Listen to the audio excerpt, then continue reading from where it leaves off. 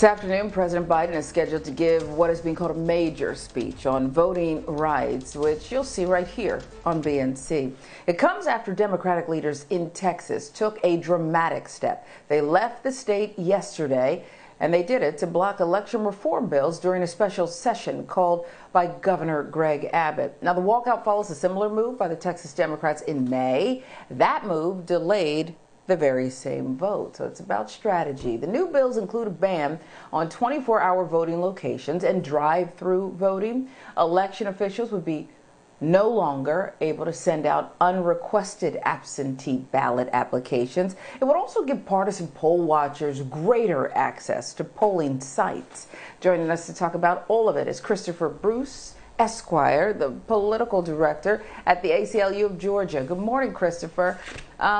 Thanks for joining us on Start Your Day. We're up to 16 states now, Christopher, including Georgia, that have already passed these stricter voting laws, Jim Crow laws.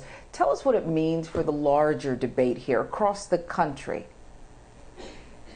Well, thank you for having me, and thank you for having this discussion, because we know not only have these 16 states passed these laws are focused to make sure that Black people do not vote. They're putting up barricades in every form and fashion to make sure that Jim Crow 2.0 never goes through. So we know that in these states with significant Black populations, that can turn the tide in elections are happening over and over again. We have to fight back. And what happened in Texas is emblematic of what can't happen everywhere, but people are trying to make sure that this is going to stop in any form or fashion. Well, as we mentioned earlier, a group of Texas Democrats did fly to D.C., and some have vowed to just stay away until this goes over, until this blows over, until the period for this special thing actually ends. And the Vice President actually expressed her support. Let's take a listen. I applaud them standing for the rights of all Americans and all Texans to express their voice through their vote unencumbered. I will say that they are leaders who are marching in the path that so many others before did when they fought and many died for our right to vote. Though the Vice President has a great point there, and she's supporting these people that skip town, are there any repercussions for them leaving like this, and what could happen to them? They could be arrested. That's the crazy part about this law. In Texas law, if your legislator does not show up, they can vote to have your deputies actually go after you and make you come to the Capitol, or you will go to jail. So they have to stay out of the state of Texas for at least 30 days while the special session is going on. But here's the kicker. Redistricting is about to happen. So it's not that they can just stay in DC forever.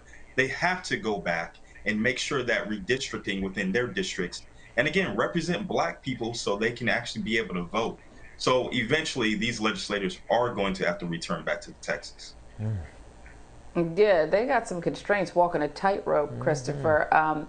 They want cover, right? They want cover from the Biden administration, but also Congress. And this is putting pressure on Congress to pass voting rights legislation.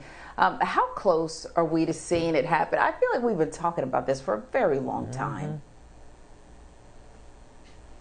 Well, as we know, Black people have been talking about actually being able to vote like everyone else since we got the right to vote. And since we got the right to vote, people have been trying to take away that right. So the measure that happened in Texas is very extreme, and it's not really thought of in the democratic sense. Just like your Senate filibuster, which is stopping the For the People's Act and the John Lewis Voting Rights Act. Those are the two pieces of measures that need to be passed right now by Democrats. Remember, your president, Joe Biden, lived in the Senate for literally decades.